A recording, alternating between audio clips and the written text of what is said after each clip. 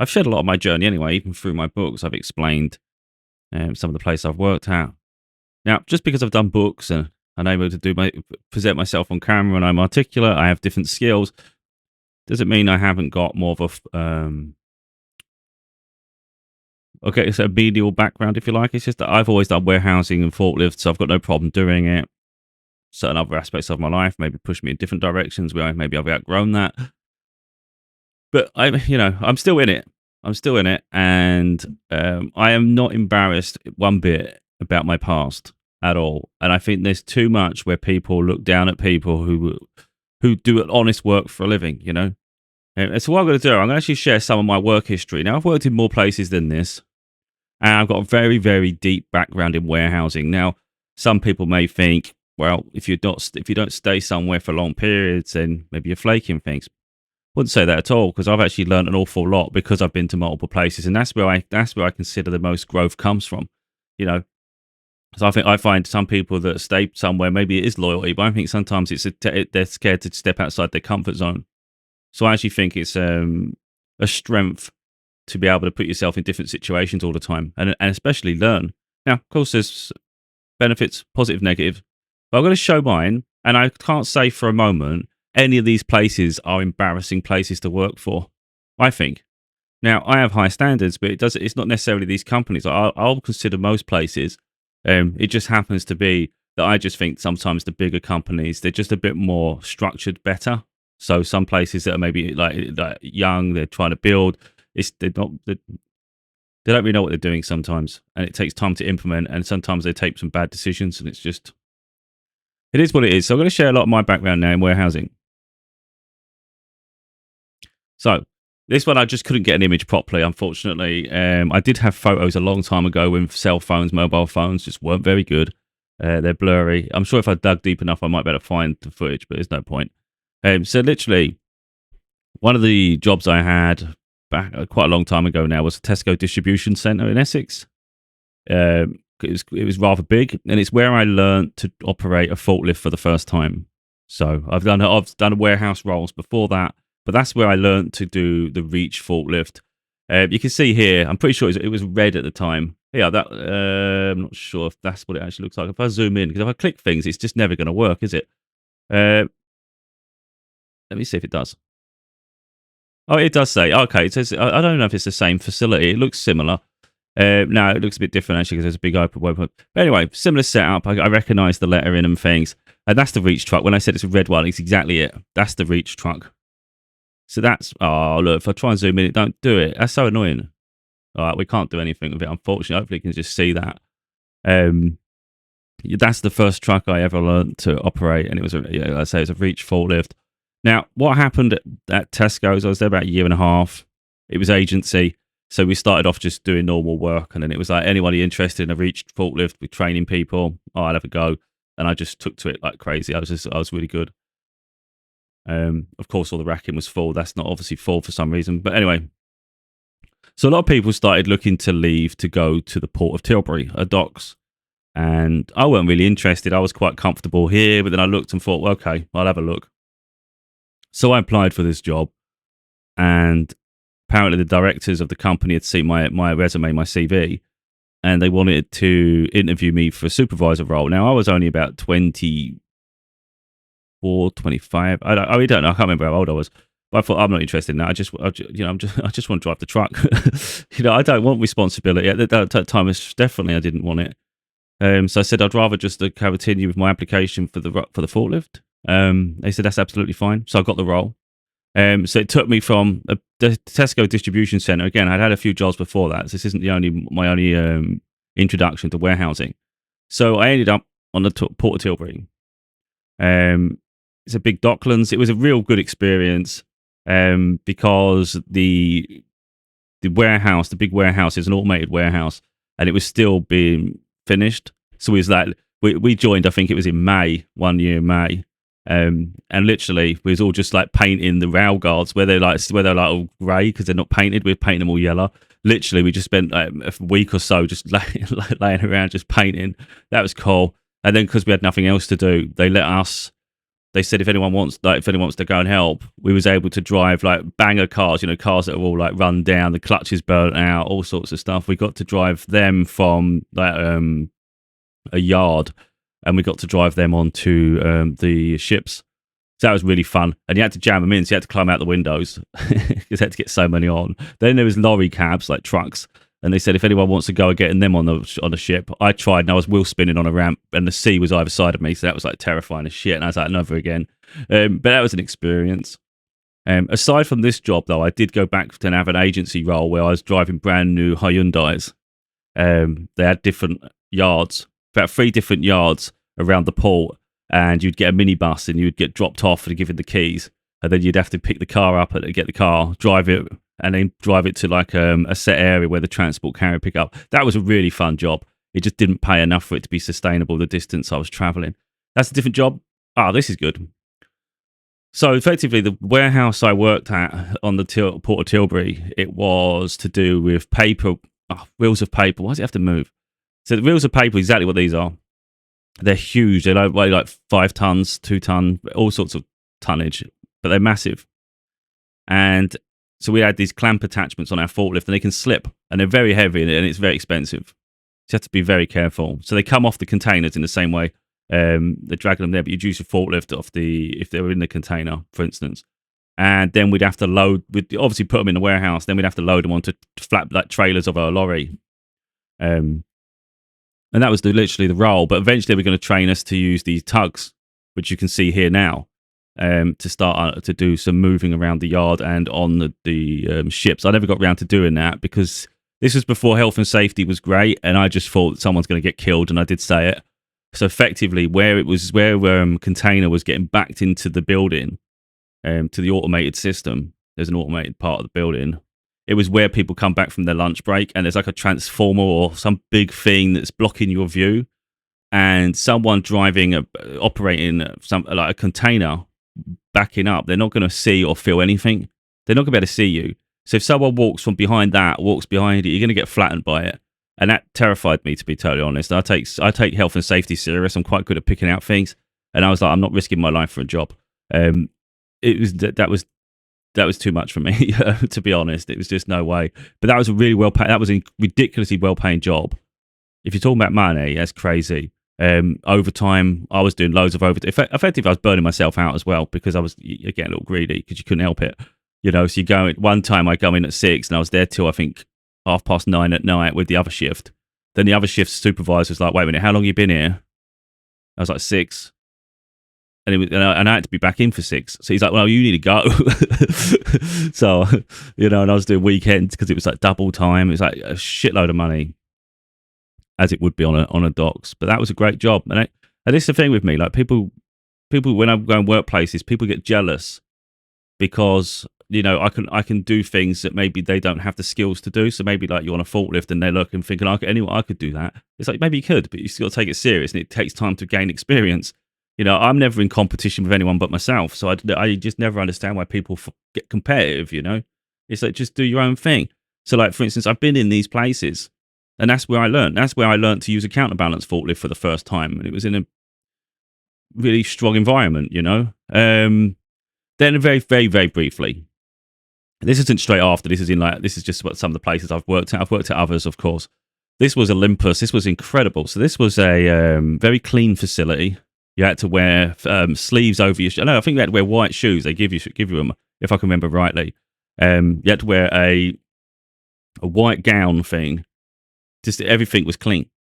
So I was dealing with the parts. So there was that area where we got this. I don't know what you call it. Like this pre-built board, and you had to put the right bolts into it. So effectively, it would be on a trolley, and then you would go to a waiting holding area, and then it'd go over to the people who put the assembly line, the people who actually put it together.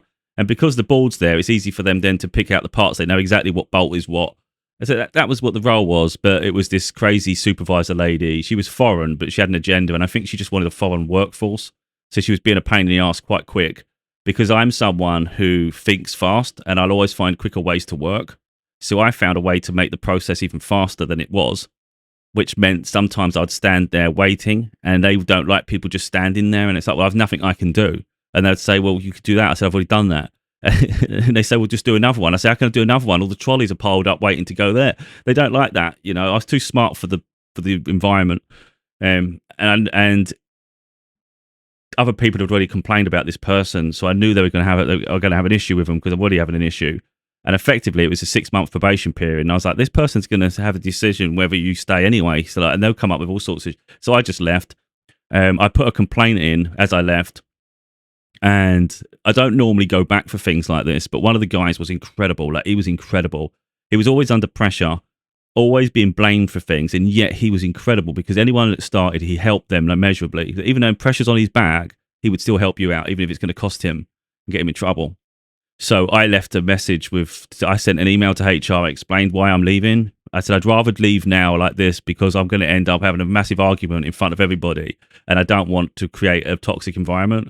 So I think it's best I just walk away, because if she says anything in a meeting in the morning or something, because we've already said something, I'm going to kick off. You know, I made it clear. So they called me and said, would you mind just coming in, just have a chat with us, just to talk about those issues? And I thought, I'm doing it for this guy, to be totally honest. So they said, if we offered you to come back, would you? I said, no. I said, no, I've had enough, to be honest. I said, the only reason I put that in is I want him to get recognition. I said, he does so much and he keeps getting pressure on him. I said, and it's not fair because he helps everybody. He's like a star out the whole lot. And I wanted him to get that recognition, you know. I'm hoping it helped him. I really do. And I'll do that for people, you know. I literally went all the way in, had that meeting just to help him because I felt he deserved it. And then, like, I relocated to Peterborough, Cambridgeshire, 100 miles away. And I got a job quite quickly, to be totally honest. It's Urban Outfitters, but it's Urban, so they got different brands there. And I've been there in 2 stints. I did really well. The first time I was just doing consolidating, so I was doing a lot of stock counting, cycle counting, and moving stock to make space for other stock. So there's always space for pallets, otherwise people are going to run out. In the end, I had to supervise a stock take for an audit stock take. I wasn't supposed to. Someone didn't turn up. They trusted me to do it, so I was managing a group of people. And I did great with that. People asking me for help. I was supporting them. I was liaising with the management. I was moving them into other areas. I was training people in preparation for the stock take. It was great. I left to write one of my books. As you saw at the beginning, we've got my, we get it up.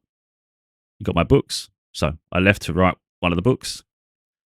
And then later on, I went back again. And I was on, it had changed by then. A lot of the system had changed. It got far more automated. There's a lot of it wasn't there how it was. So that was a weird transition. So I was put on goods in, and I was helping unload containers, and I was putting it into the system, all the stuff. And it was interesting, but it weren't busy enough for me. My mind wasn't stimulated. It drives me to madness if I'm bored. So I wanted to go into a different department. I ended up over there, did great on shipping. It's very busy. And I was doing incredible. Then they changed the supervisors round, team leaders, and one guy just got a bit high for himself, really, just causing trouble just because he wanted to be authority, even though we worked like clockwork. And he had to cause problems. A lot of other people had problems. They're putting complaints in. I said, I can't be asked. But I was always confronting him with things. In the end, he was just nagging and he was just being a pain in the arse. So I just quit. We had an argument. And I said one of my books, I had an argument. And I said, like, I was swearing anyway, because I can get quite confrontational. And I said, like, because he was one of those that talks behind, doesn't say it to you, he say it around you, you know. And I'm like, I'm very direct. So he would said something, and then I was told something by one of the other managers or something. So I was walking around, and I saw him. And I went straight after for him, and I said, "What is going on?" And he's like, "What?" You know, I'm not going to go for the whole thing now, but I was just like, "What's your problem?" And then what he's trying to do is pigeonhole me in an area and trap me like a caged animal, which I wouldn't do. Like, I don't let people treat me like that. Don't treat me different to everybody else. So he said, "Will you go back to do what I told you to do?" I said, "No, I'm going home." And I quit. So yeah, sod him. Absolute idiot. He didn't have management leader skills at all. So anyway, that's that idiot gone. And then I rebounded back and I got a job at Anglian Water, a massive water utility company that a lot of people would absolutely love to work for. And you would say that's a job for life, really. A regional utility company. I think there's maybe only 6 in the UK. So it's all different regions, of course. So this is the area where I live. So that's the water company, and they're very huge. An incredible company, absolutely incredible company. Unfortunately, the warehousing side of things was new to them. they used to have a different division that did it. It's like a third party. They decided that, wait a minute, we can save a lot of money if we make it in-house, even though they've never done it before. So they apparently purpose-built distribution center. It wasn't purpose-built. It was actually, it turns out, a little bit of information here, Urban, who I'd left, they get a lot of returns after Black Friday. So apparently they had built this building not far away, and I'll show you in a minute because I've got a dash cam of me driving around there recently because I did a video of Peterborough. So they built it, but then they didn't use it in the end. And Anglian Water bought it, or leased it. And when we get there, we're told it was purpose built for them. It was never purpose built for them, and you could tell. And I was like, this isn't going to work. The yard isn't even big enough for the pipes. There was a lot of problems. It was poorly managed because they bought in military people, because some people just think that's better, even though they've got no background in warehousing or anything like that. It's crazy. And it was an absolute mess, to be totally honest. There's a lot of problems. I've spoke about it before. I think I've mentioned it in one of my books. I don't want to go on a deep tangent with that now. So the warehouse side is a mess. It's not fit for purpose. But Anglian Water as a company are absolutely incredible. If you have any issues, they are just great. I think as a company, if you can work for them, brilliant. Fortunately, the warehouse side was terrible. So that's the one I talk about a lot when I say, like, I was paid well. It was a good job, but it was to an extent, but working for them was a nightmare. So I recently just had an induction somewhere. I'm due to start Monday. Still need the confirmation for an email for text and things. And this is the one where I'm going to be working 4 days a week. So Monday, Tuesday, Wednesday, Thursday, but I get Friday, Saturday, and Sunday off. And that is with Perkins Engines. And Perkins Engines, they do engines for huge articulated things, I think, just really big things, like construction vehicles and whatnot. And it says in the thing, for instance, it says it's a subsidiary of Caterpillar. So when I had my visitor pass, it had Caterpillar written on it. So Perkins is Caterpillar, effectively. And that's literally what they do the engines for, these massive machines. And it was an incredibly clean environment. It was really, really well organized, very structured. It was a massive campus, like, I kid you not. Like, I went to the wrong gate, and the car park was as big as maybe, I'd say, 6 train stations. I don't know. It was massive, and that was just one gate. You know, when I went in for my induction, my forklift assessment, and I come back out, their cafe isn't like, you normally have a canteen. They had a massive restaurant outside. It's crazy. They've got their on-site nursing station thing where you can have your blood pressure done and everything. Like, a whole medical, which I had to have done. I had a whole area specifically set up just for forklift training. That was interesting. That's how big the site is. You know, it's absolutely crazy. So yeah. So I went through all that, spoke to the logistics manager, and he was impressed with me. He liked me. He said, "Yeah, you're going to be working for me." And then that's when he offered me a slight deviation to my working hours by working an extra hour and a half each day, and then you get Friday off. So I was like, that makes sense. So literally just work Monday, Tuesday, Wednesday, Thursday, and I get Friday, Saturday, and Sunday off. But what I would say is, do it like when people look down at people for like working in warehousing, working in like I call it manual work. I just don't understand it. Like, there's nothing embarrassing about that. I enjoy doing the work. Sometimes I just think I can't balance two worlds. You know, if I'm going to be, like, for instance, if my books take off and there's a chance for me to help people in other ways, then of course that I have to close that side of my life, don't I? The manual side. If it never takes off, then I've always done the manual work. It's natural to me. I can do this. It's fine. I think I'm better than that now, but you know, until things align and match it, it's like, this is what I'm doing. But I wouldn't say working in any of these places is an embarrassment. They're freaking huge companies. And it's contributing in the logistics side of things. Without the logistics, it doesn't operate. You can see Urban and think, oh, I work there, someone works in the office. That's incredible. Or someone does designs for certain things. That's great. If you haven't got logistics, you've got no functionality. There's no stock in the place. There's no new stock coming in. There's nothing selling. There's just nothing anywhere. Without logistics, it doesn't move. Anglian Water, you can't service the freaking, all this stuff comes from the warehouse, you know, for the distribution center. Like, all the pipes were coming from there, all the couplings, all the fittings, everything was coming through there to little regional hubs, but it all come through us. So if we're not functioning, guess what? Those pipes are down. And then we had to have, which I didn't like at all, was we had to have a week where it's you're on call. So if there's a burst pipe anywhere, and someone needs to attend your distribution center for a specific part, whether it's the pipe whether it's a freaking coupling, whether it's bolts and shit. You would need to rush in like a firefighter because that pipe has burst, you know. And we was told that wouldn't happen a lot, and it was happening all the time. So it was actually crazy. In the end, I started giving to other people my one because they get paid quite a bit for it. And I was like, you have it. I don't want to do this shit. But again, you can look at different parts of the company, but without the distribution side, nothing moves. And it's the same with all of this. You know, you can have someone doing the assembly work, coming up with like new concepts. So they're designing things. But again, unless you've got people feeding the materials to them, it doesn't work. Now, everybody plays their part, and it's just a cog in the mechanism. But it's really important to recognize that. Again, all the hard work that goes here. I was dealing with the paper. Those reels of paper go to magazines and newspapers. If the chain is not moving, then no one gets a newspaper. And again, even once they're printed, they get distributed, don't they, around the country at different places. So I think to look at the distribution, logistics side of industry and look down at it, I think so narrow-minded and stupid. Because I see people like doing recordings now of them doing it, especially like lorry drivers and things like that.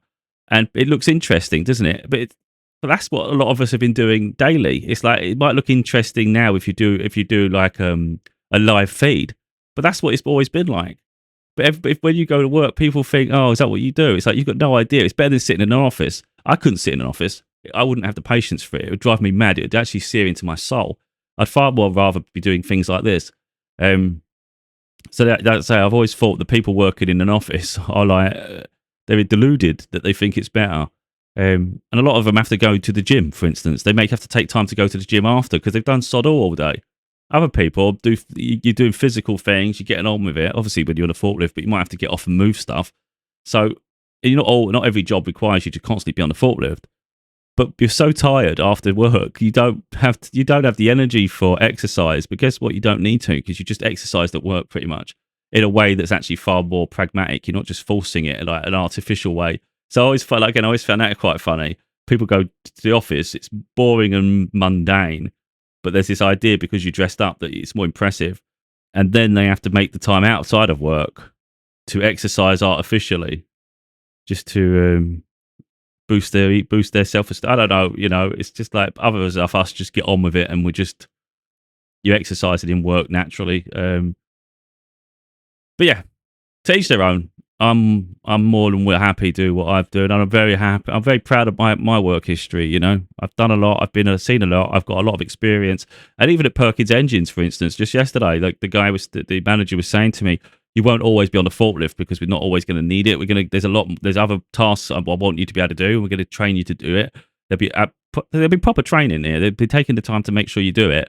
And there's a chance, obviously, with each thing you train, the money goes up because it's a skill.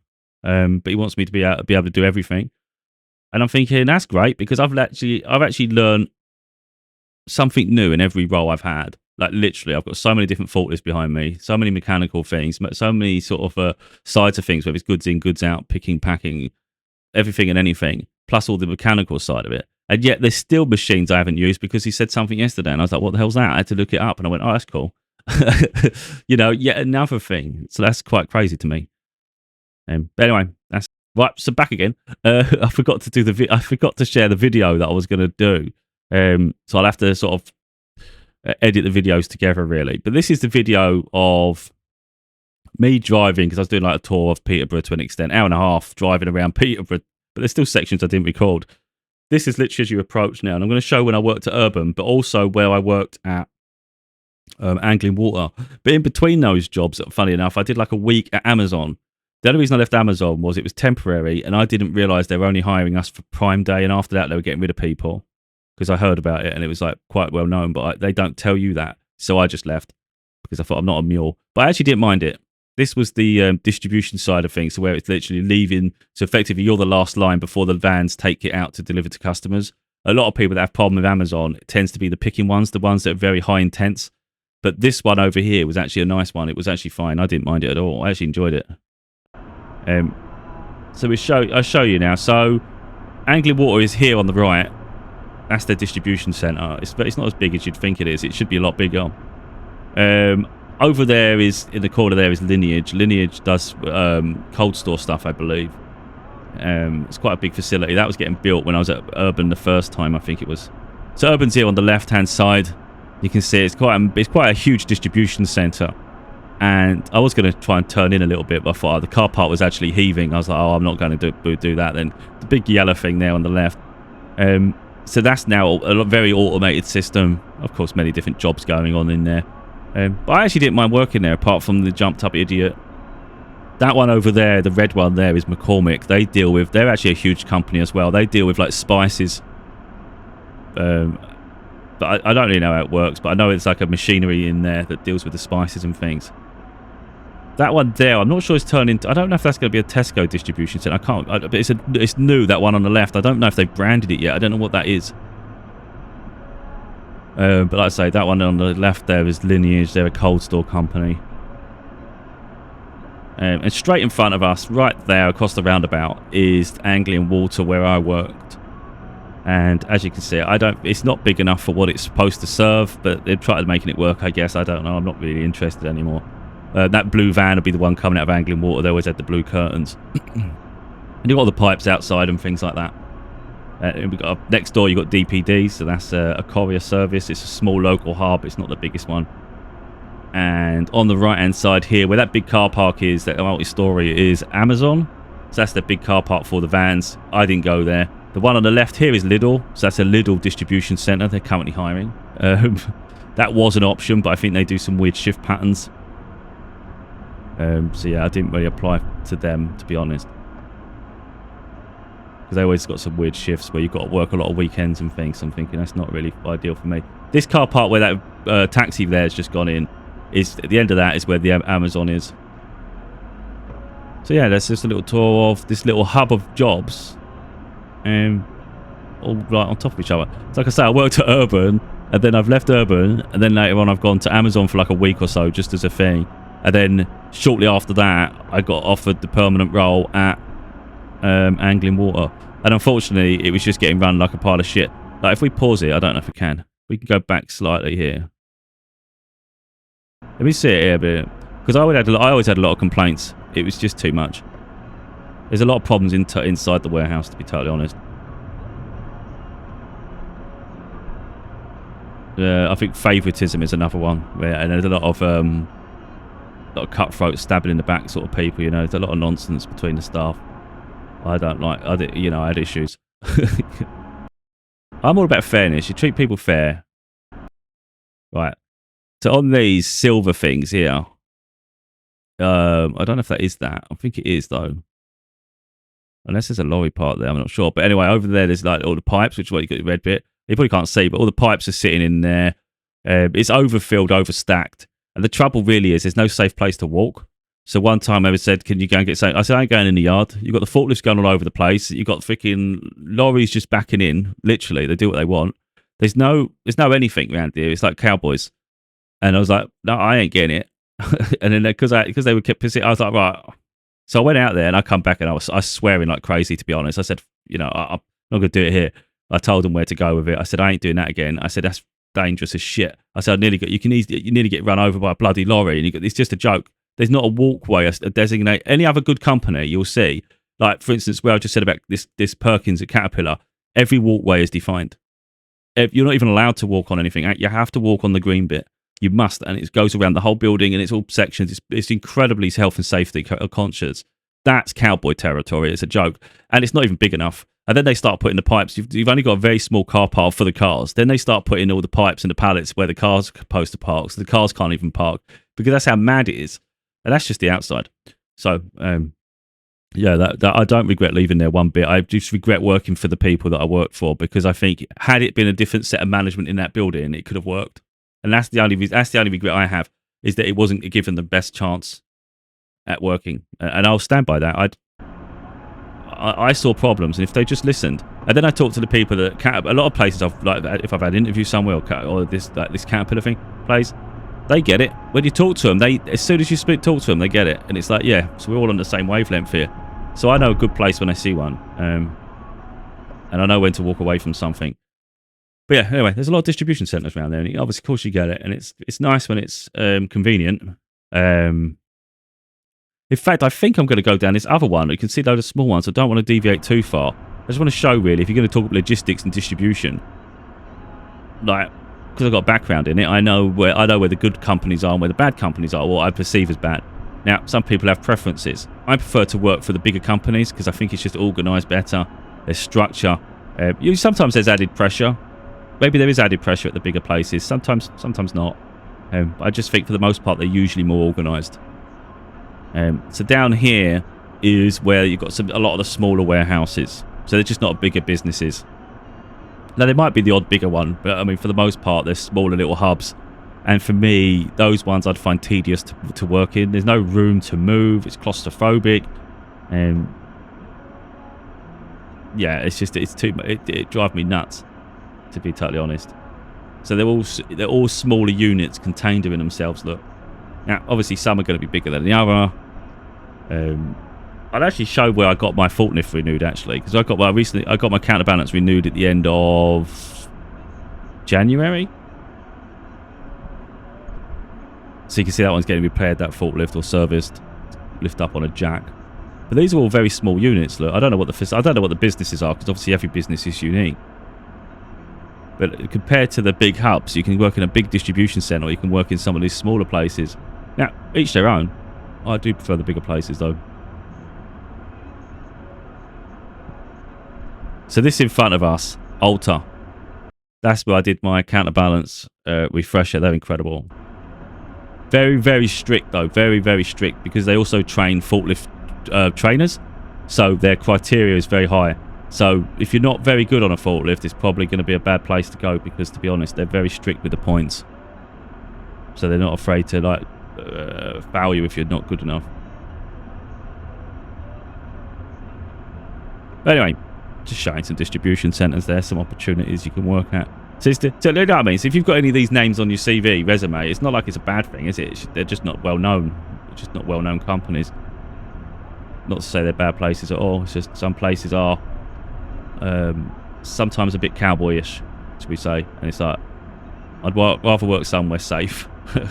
You know, somewhere with good opportunities as well. Because the bigger the company, the more opportunities they've got for them sometimes. Anyway, that's a little tour of some of the places, of course. Where I'll be working is completely different from here. It's a different location entirely, which I haven't recorded yet. Well, at least I haven't shared the footage. Yeah. But anyway, that's an insight into logistics.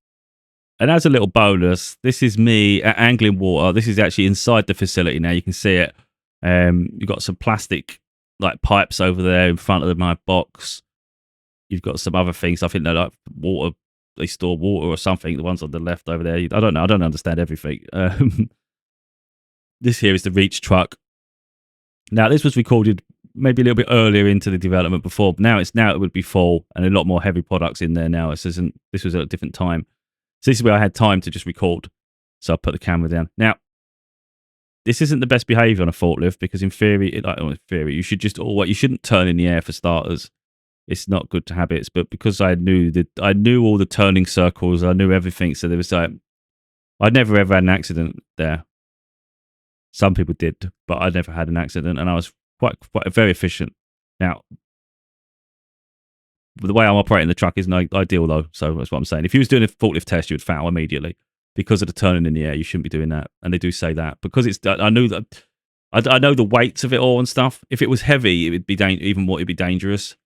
Of course, the danger here is you could knock things, but again, I knew the turns, so this was me just demonstrating on a forklift. By the way, it wasn't actually. It wouldn't make sense if you looked at what I did. I literally took the pallet down, moved it, turned it, and then put it back again. It was me just showing the forklift in action, really.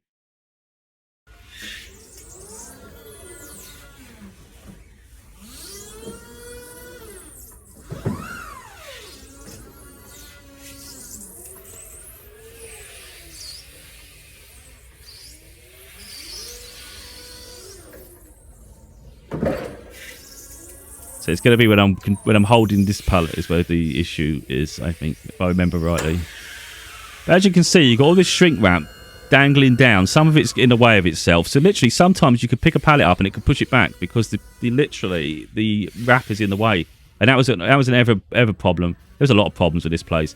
Some of the pallets were waterlogged, so they were damaged, which meant they couldn't even sustain the weight of the products on top, so they were snapping. That could drop down, especially when it weighs even a ton. Not these items. It was really heavy items. We had like cast iron stuff. I kept pointing out the dangers.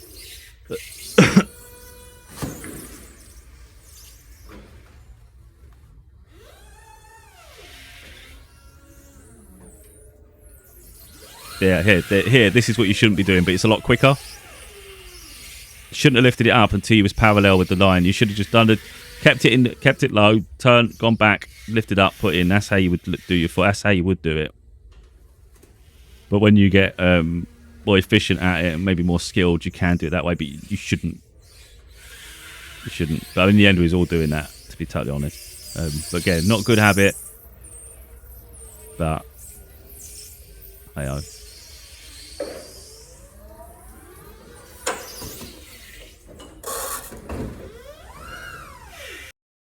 That's a forklift.